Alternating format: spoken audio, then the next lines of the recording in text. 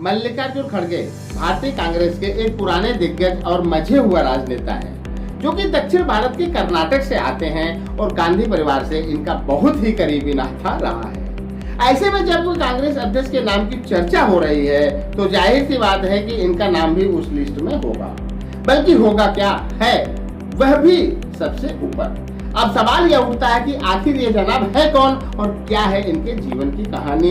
तो आइए जानते हैं मल्लिकार्जुन खड़गे के जीवन के बारे में गहराई से। नमस्कार दोस्तों, मैं अमित दुबे आप सभी का हार्दिक स्वागत करता हूं। दोस्तों, हमने इस वीडियो को छोटे छोटे टुकड़ों में बांटा है ताकि आपको मल्लिकार्जुन खड़गे के जीवन के बारे में सब कुछ बहुत ही आसानी से पता चल सके। तो आइए सबसे पहले हम उनके प्रारंभिक जीवन के बारे में चर्चा करते हैं। मल्लिकार्जुन खड़गे का जन्म 21 जुलाई 1942 को भारत के कर्नाटक राज्य, जो कि उस समय के ब्रिटिश शासनकाल का हैदराबाद प्रांत था, के बीदर जिला के वारपट्टी में एक दलित परिवार के घर में हुआ था।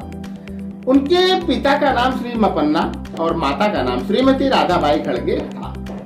और आगे बढ़ते हैं और अब हम उनके शैक्षणिक जीवन के बारे में चर्चा करते हैं। दोस्तों, खड़गे ने अपनी शुरुआती पढ़ाई नूतन विद्यालय गुलबर्गा से और स्नातक की पढ़ाई गुलबर्गा विश्वविद्यालय से पूरी की। तत्पश्चात वे वकालत भी उन्होंने किया, लेकिन राजनीति से लगाव होने के कारण वकालत के क्षेत्र में न जाकर वे राजनीति को दुनिया में कदम रखते हैं और एक सफल राजनेता के रूप में खुद को स्थापित करते हैं। और आगे बढ़ते हैं और अब हम उनके पारिवारिक जीवन के बारे में चर्चा करते हैं।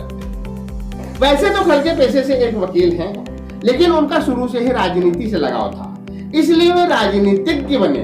उनके परिवार में उनकी पत्नी श्रीमती राधाबाई खड़गे, जो कि एक गृहिणी है, और उनके 5 बच्चे, जिनमें 3 पुत्र और 2 पुत्रियां हैं, रहते हैं। खड़गे बौद्ध धर्म को मानते हैं। फिलहाल खड़गे का अस्थायी पता है लुम्बिनी एवान ये शाही क्षेत्र गुलबर्गा कर्नाटक, और दिल्ली का पता है 9 सफदरजंग रोड नई दिल्ली, जहां पर वे अपने परिवार के साथ रहते हैं।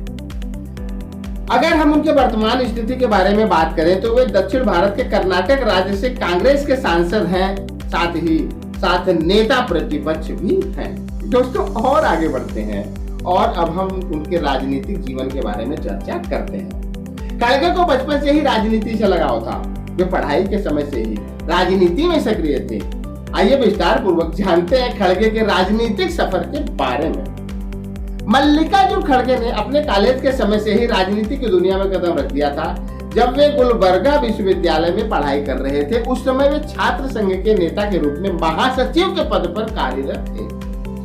1969 में वे MSK मिल्स कर्मचारी यूनियन के कानूनी सलाहकार थे, साम्यता मजदूर संघ के नेता भी थे, और उस समय उन्होंने मजदूरों के हितों के लिए कई आंदोलन का नेतृत्व भी किया था। तत्पश्चात वे भारतीय राष्ट्रीय कांग्रेस में शामिल हुए और गुलबर्गा शहर के कांग्रेस अध्यक्ष भी बने। 1974 से 1996 तक वे सिद्धार्थ एजुकेशन सोसाइटी तुमकर के अध्यक्ष भी रहे। उसके बाद 2012 तक वे कर्नाटक के गुलबर्गा के पीपुल्स एजुकेशन सोसाइटी के फाउंडर और अध्यक्ष भी रहे। भारतीय राष्ट्रीय कांग्रेस में भी उनका कद धीरे धीरे बढ़ ही रहा था, जिसके अंतर्गत वे कई बार गुलबर्गा से ही विधायक भी रहे।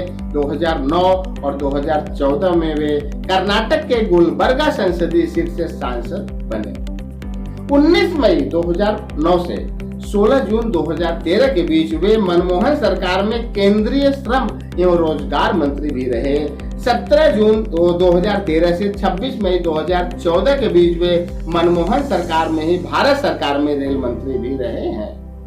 फिलहाल वर्तमान में खड़गे राज्यसभा में नेता प्रतिपक्ष हैं और अब भारतीय राष्ट्रीय कांग्रेस के अध्यक्ष के प्रथम दावेदार के रूप में माने जा रहे हैं, जिसका चुनाव जल्द ही होने वाला है। और इस चुनाव में उनके सामने दक्षिण भारत के ही दिग्गज नेता शशि थरूर होंगे। हाँ दोस्तों, हमारे YouTube चैनल पर आने वाले हर एक वीडियो की शुरुआत कहीं से भी हो, लेकिन अंत तक आते आते उसमें मोटिवेशन का तड़का लगना लाजमी है। और वैसे भी हम ज्यादातर ऐसे विषयों और लोगों के बारे में ही वीडियो बनाते हैं, जिससे हमारे पाठकों को मोटिवेशन मिल सके और वे अपने आप को सामान्य से बेहतरी की दिशा में ले जा सके।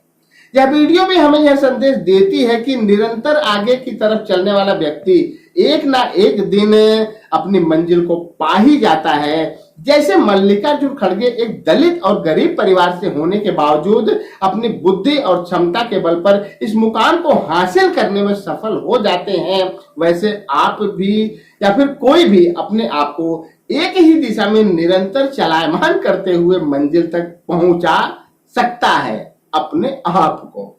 दोस्तों, आशा करता हूं कि वीडियो आपके ज्ञान के भंडार को पहले से और बेहतर बनाएगा, साथ ही साथ आपको बुद्धिजीवियों की श्रेणी में लेकर जाएगा। तो आज के लिए सिर्फ इतना ही। अगले वीडियो में हम और आप फिर मिलेंगे किसी नए टॉपिक के साथ। तब तक के लिए जय हिंद, जय भारत।